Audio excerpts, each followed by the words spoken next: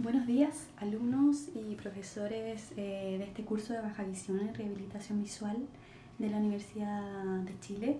Mi nombre es Victoria Muñoz, yo soy tecnóloga, actualmente trabajo en una unidad de Baja Visión y el día de hoy les quiero comentar acerca de algunos estudios recientes que hablan de la hemianopsia homónima y sus defectos visuales relacionados, así como también métodos de restauración de la función visual luego de un accidente cerebrovascular. A modo de resumen, ya que la mayoría del contenido de esta clase probablemente no lo hayan visto anteriormente, les quiero comentar que, como ustedes saben, las neuronas de los mamíferos no se regeneran. Sin embargo, puede existir plasticidad en la corteza en ciertos casos. Por lo tanto, un entrenamiento bien dirigido permite mejorar el defecto visual cortical en algunos sentidos. Estos mecanismos pueden ser el uso de ayudas ópticas, la sustitución, que tiene que ver con mejorar habilidades visuales intactas, y la restitución, que tiene que ver con la plasticidad neurosensorial. Vamos a revisar las características del daño visual luego de una ACV a nivel postquiasmático, los distintos enfoques de rehabilitación y tratamiento para la hemianopsia y los resultados de algunos estudios clínicos relacionados a este tema. Entonces, como introducción, el 30% de las personas presenta hemianopsia homónima luego de un accidente cerebrovascular. Del 20 al 40% de las pacientes de centros de rehabilitación neurológica presentan algún tipo de discapacidad visual, no solo hemianopsia, sino que algunas otras dificultades. Este déficit visual o de percepción espacial genera una dificultad en la rehabilitación fisioterapéutica en general, por lo tanto hay que considerarlo. Ahora, no existen programas de rehabilitación visual en general en estos centros de rehabilitación neurológica. ¿Y esto por qué? Porque se sabe que el daño en la corteza cerebral es irreversible.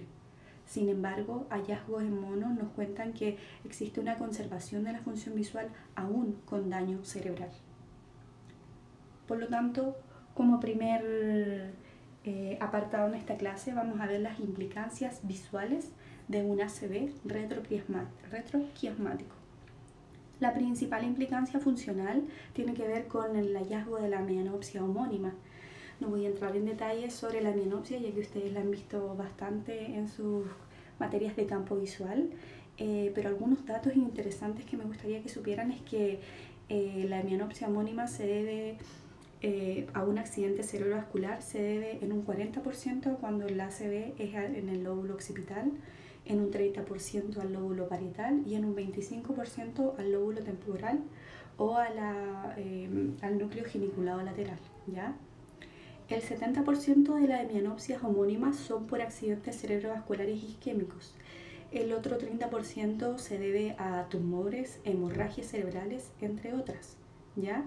Y el 70% de los ACV son bilaterales, lo que genera una ceguera cerebral. Existen otras condiciones visuales asociadas al accidente cerebrovascular. Algunas de ellas, las más interesantes que les quiero mencionar, son las dificultades en los movimientos oculares. Una persona que presenta una ACV va a tener dificultades en los movimientos oculares, ya sea porque va a generar patrones de exploración errados, va a generar un rastreo visual deteriorado, va a tener sácadas más cortas, y todo esto implica un aumento en el tiempo de exploración de una escena. Todos los patrones de exploración visual, ya sean de una escena general o particular, se van a ver disminuidos o alterados por el ACV. Además, puede generarse una condición que se llama alexia hemianópica, que es cuando existe un escotoma hemianóptico en la zona parafoveolar. En esta alexia hemianópica se produce una reducción de la ventana perceptual. La ventana perceptual es la zona del campo visual central que nos permite ver cierta cantidad de caracteres en la lectura durante una fijación. Sabemos que durante la lectura realizamos movimientos de fijación y movimientos de seguimiento. Entonces, cuando realizamos una fijación, nuestro ojo es capaz de ver 19 caracteres, donde desde el centro de la fijación hacia la izquierda podemos ver 6 caracteres y desde el centro hacia la derecha podemos ver 13 caracteres. La zona izquierda de una palabra o la parte izquierda de una palabra o frase nos permite identificar la misma. Entonces, las primeras letras de una palabra nos van a permitir identificar toda la palabra completa, no es necesario leer letra por letra, sino que solamente identificar la primera parte de la palabra.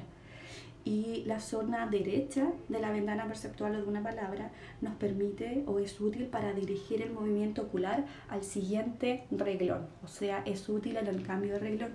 Por lo tanto, en la alexia hemianópica, que afecta a la zona o presenta un hemiescotoma en la zona izquierda, vamos a tener dificultad en la identificación de las palabras, y cuando este hemiescotoma está en la zona derecha de la ventana perceptual, vamos a tener dificultad en el rastreo de la línea y en los cambios de reglones.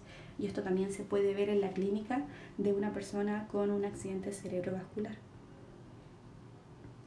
Otras condiciones asociadas a la discapacidad visual que me gustaría mencionarles es los defectos de percepción visual espacial. Estos principalmente es cuando el ACV ocurre en la corteza parietal, que como sabemos es la vía dorsal del reconocimiento de la percepción, que es la vía del dónde. Entonces, daño en esta zona en particular nos generan un defecto en la percepción visual espacial. También tenemos otro evento que es la ceguera cortical. Aquí también me gustaría mencionarles una característica de las personas que tienen ceguera cortical, que es la vista ciega. La vista ciega es una habilidad que presentan estas personas para reconocer o realizar un seguimiento con los movimientos oculares de un estímulo que se le está presentando en una zona ciega. Esta es una habilidad que presentan estas personas que aún no viendo el objeto son capaces de reconocer desde dónde viene el objeto moviéndose, en qué cuadrante del campo visual está, y pueden realizar un rastreo visual, ¿ya? También se encuentra el síndrome de heminegligencia. Este es un síndrome en el cual existe una zona ciega, no solo una zona ciega visualmente, sino que las personas ya no son capaces no de solo no ver, sino que de reconocer o identificar o entender o prestarle atención a un estímulo que está en una zona del campo visual contralateral a la zona de la lesión. Igualmente como la hemianopsia, si tenemos una lesión en el lóbulo derecho, la hemianopsia va a ser izquierda, y el síndrome de heminegligencia también va a ser hacia la izquierda. ¿Qué significa? Que si nosotros a una persona le pedimos que nos pueda dibujar un reloj, viéndolo ella en la pared, nos va a dibujar los números del reloj, pero solamente tomando en cuenta su campo visual derecho, como vemos aquí en la imagen. Ella es capaz de reconocer y dibujar todos los números, pero solo tomando en cuenta su campo visual derecho. Así también cuando le pedimos que dibuje una casa, solo reconoce los detalles del campo visual derecho, o si le pedimos que tache estas líneas que vemos, estas líneas desordenadas, con un lápiz rojo, esta persona solo tacha las líneas que se encuentran en su campo visual derecho. Y esto no es porque no vea al izquierdo, sino que es porque no es capaz de reconocer los estímulos que vienen de esta zona. Ese es el síndrome de heminegligencia. También tenemos la agnosia visual, en donde una persona no es capaz de reconocer ningún estímulo asociado a cierta condición. Por ejemplo, en la prosopagnosia, las personas pueden ver el rostro de otra persona, pero no son capaces de asociarlo a algún nombre, o básicamente no saben de con qué persona se encuentran, no saben a qué persona le están hablando, no logran reconocer a una persona. Entonces, en esta agnosia visual, la persona ve un elemento, pero lo asocia a otro elemento, o simplemente no es capaz de encontrarle un significado a ese elemento. En donde vemos aquí la imagen, esta persona mira una manzana, pero esta manzana no le genera ni un significado, no lo asocia como una manzana, sino que no entiende de qué objeto está hablando. O también esta persona que ve un plátano y lo asocia con un racimo de uva. Entonces lo que estamos viendo lo vemos, pero no lo reconocemos como tal y no le hallamos un significado. Tenemos también otra condición que es bastante específica y es bien característica, esto seguramente lo habrán visto antes, es el síndrome de Balint. En el síndrome de Balint existe una triada de características. Está la apraxia ocular, la simultagnosia y la ataxia óptica.